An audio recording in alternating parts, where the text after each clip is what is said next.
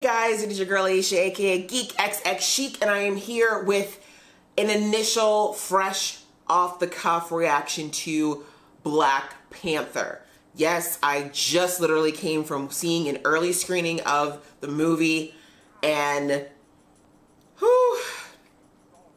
Okay, so I should just start off by saying this is a spoiler-free review right now, just because I will do one that talks a little bit more about the actual storyline and stuff for people who want to see it, but for now I'm keeping it spoiler free because I know that the movie is not widely released yet and a lot of you haven't seen it. So just to be fair to those who haven't seen it, gotta keep a lot of things on the DL. But wow.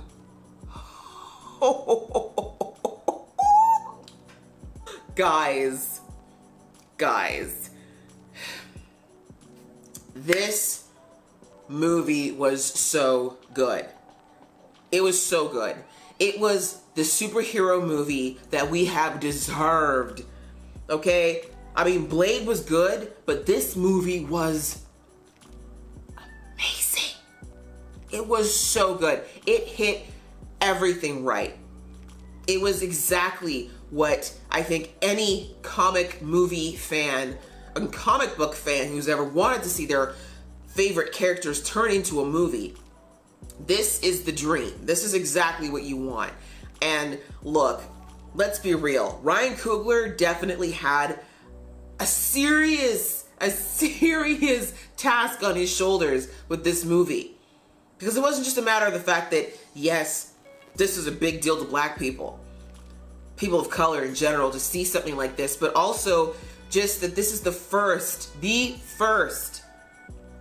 widespread, big budget movie that features an entire cast of people of color. This was a litmus test for all those wrinkly old dudes sitting at the top in Hollywood that have been spewing out the fallacy for years that no one's gonna see a movie that doesn't feature a Caucasian, male, light-skinned, Euro-featured person at the front of it. Thinking that if they don't put that there, no one's gonna come see this movie. This movie was there to prove, to give a really long ass receipt that that is not true. That not only will people come to see that movie, but they'll come in droves. And pre-sales already sent a huge message, but I'm telling you, I went to a event here. It was as I said, a pre-screening, and that theater was full, and I'm telling you, the majority of the people in there were white. This was not just people of color, white people who have had very little exposure to African-American culture and have very little exposure, maybe not even grown up around a lot of black people. They were at this film. And yes, a good chunk of it probably is because it's a Marvel movie, but still, people were excited. You could see it in their faces, and they were there. They were filling seats. They came out, and they showed out, and this movie was so worth it. What I can tell you about the film, it is shot beautifully. The scenes that we get are beautiful. The cinematography, the locations that they did the filming in was beautiful. The action sequences are top-notch. Seriously, I looked, because of course you have to stay to the end, as you always know with Marvel movies, but looking through the credits, I saw that ILM, which is George Lucas's company, was responsible for it, so that makes a lot of sense to me. If there's anybody out there who knows how to do animation well, it is Industrial Lights and Magic. And not just that, the attention to detail in other places, like the costuming. This is supposed to be a country in Africa that is held onto traditional ways for thousands of years with little to no interference from the outside world.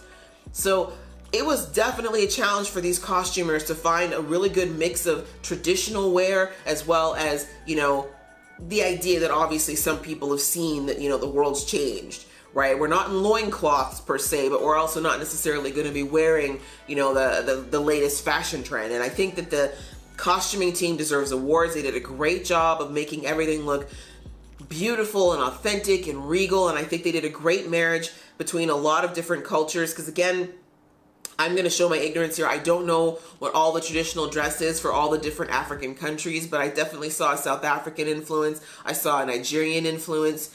I think I saw a Ghanaian influence in a lot of the clothing as well. So I think that these costumers took a lot of time and effort to make sure that they found something that would look kind of unique to this fairy tale place, but also really paid homage to the culture that's so rich that it came from. Just beautiful. Absolutely gorgeous. The score. The music in the movie, both the cinematic stuff, as well as obviously Kendrick Lamar producing this album. I mean, if you weren't just sitting there in awe and just kind of glued to what was happening on screen, you were getting down and kind of, getting into it.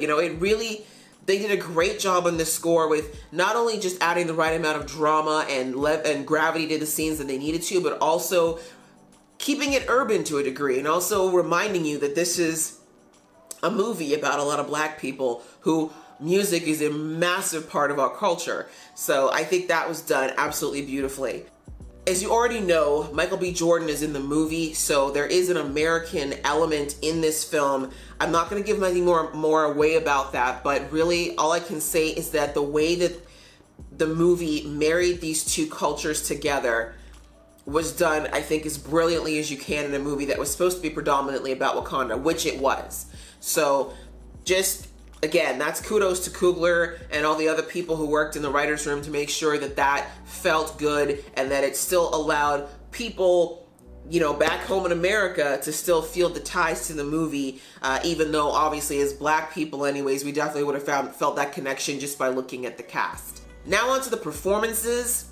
I mean, Chadwick Boseman, I saw him first in 42, so I knew that this kid had acting chops. There was no doubt to me that he would absolutely kill it, but like a lot of the other reviewers out there have said, I have to admit that the scene stealers for me, hands down, Michael B. Jordan slayed this. Like, he slayed this role. He did such a good job. I found myself really about this villain. I wanted to know more about him. I was following him. I felt his journey, and that's what you need with a good villain. A good villain is not just someone who twirls their mustache and wants to do evil things for evil's sake. A good villain is somebody who has a real reason for the journey that they're on against the protagonist in a story. And they did such a good job with developing Killmonger and making him believable and empathetic, and also someone that you kind of, made you a little bit twitchy as well, and just beautifully done. And Michael B. Jordan did a great job of playing this character that was rather complex despite, what was portrayed, especially in the trailers.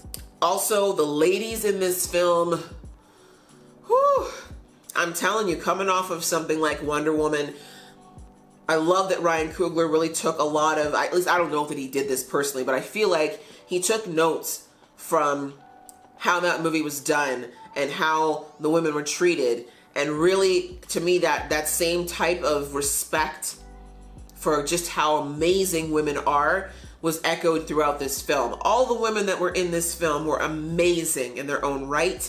Nobody was there for the sake of being there. They were all just intellectual, smart, beautiful, strong, supportive, but also like women who could clearly stand on their own. I have to say standouts, of course, to Denai Guerrera and Letitia Wright. They were, my girl, I've loved Denai since Walking Dead. You know that I'm a big fan of Denai.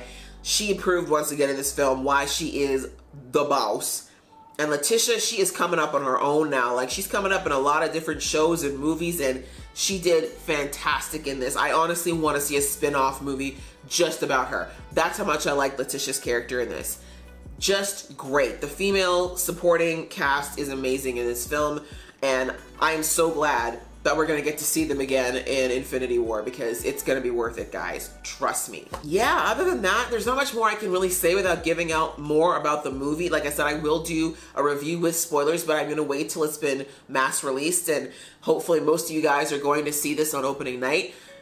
Please go see this. Like, this is massive. Folks out there, I know that there's 1,000,010 ways to acquire things online these days, but again, I said this movie is a litmus test. It is absolutely the thing that's going to be used to take to these executives and these people with deep pockets and say, listen, the next time you want to say no, to a film that maybe doesn't have the same old recipe that you swear by, take a look at Black Panther and the crazy amount of money that that movie made, and there was only 2 white people that were building it.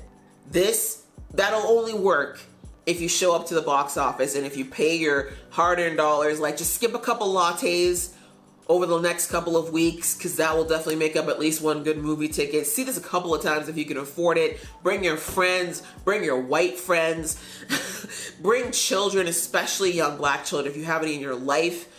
This movie is a little bit violent, so I wouldn't say it's good for kids under the age of maybe 10, but 10 and up for sure. Like, get them in that theater, let them see just a completely different world than what they're used to and what's possible, and spend your dollars, people. Get in there, spend your dollars, and prove that movies like this need to continue being made. And not just in the Marvel-verse, but in all the other types of genres out there. Other than that, I did get this cool little swag box, because this was a special event, like I said. And I'm gonna unbox it with you guys, because why not? It says to unleash the amazingness. It's amazing. It's not gonna focus, is it? No, it can't. Okay. Trust me, I can read. Let's see what Black Panther merch we got. Well, I have a coin, but it has T'Challa on it. It's a little coin, and I like that. We have a lot of packaging.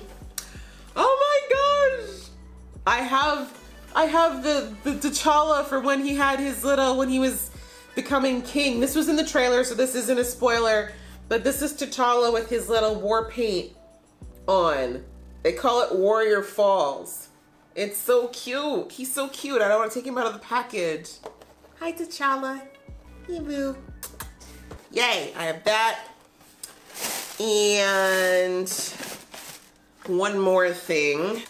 Ooh, I have a Geeky Tiki. Guess what I'm going to be using to drink from now on? That's right, I'm going to be drinking my wine, my mixed drinks, my lean. Okay, I'm kidding, I do not drink lean. But all my drinks are going to be drunk out of the T'Challas. Huh? You see what I did there? You like it, don't you? You like it? Yes, this is my swag. Thanks so much to the event, and thank you so much. We got to see a great little short by Ryan Coogler, or not by, but with Ryan Coogler talking about the film, and it was just great. It was a great experience.